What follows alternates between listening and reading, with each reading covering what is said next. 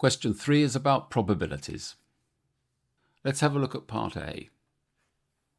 We've got 70 friends going on a trip, and we've been given the amount of money that they've spent and the frequency. And we've been asked to find the probability that a friend chosen at random spent more than 24 euros.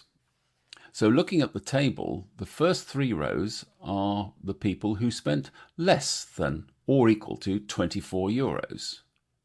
But the 2 frequencies below the red line I've just drawn are the people involved who spent more than 24 euros. So we've just got to add these 2 numbers up and divide by 70, and that will be the probability.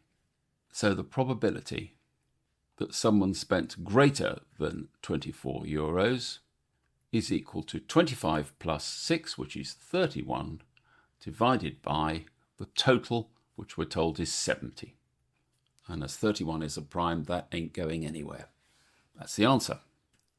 In part B, we've been asked to work out the mean amount of money spent by all 70 friends, and the answer is correct to 2 DPs.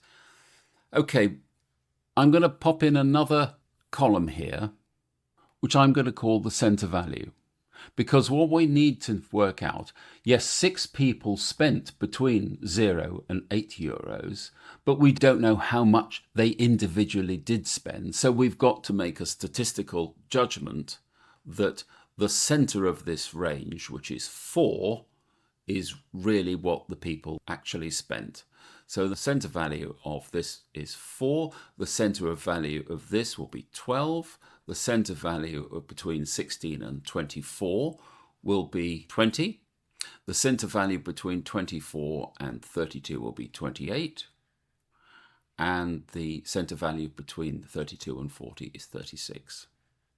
So I'm afraid this is just going to be a long, tedious sum, because we're going to have to multiply 4 by 6, 12 by 14, 20 by 19, 28 by 25, 36 by 6, add them all up and divide by 70. And if you bash that into a calculator, you get an answer of 21.25714, and that goes on forever, which, if they want it to 2 decimal places, means the cut will be here. So our answer is 21.26, and this is to 2 DP. And that is your answer.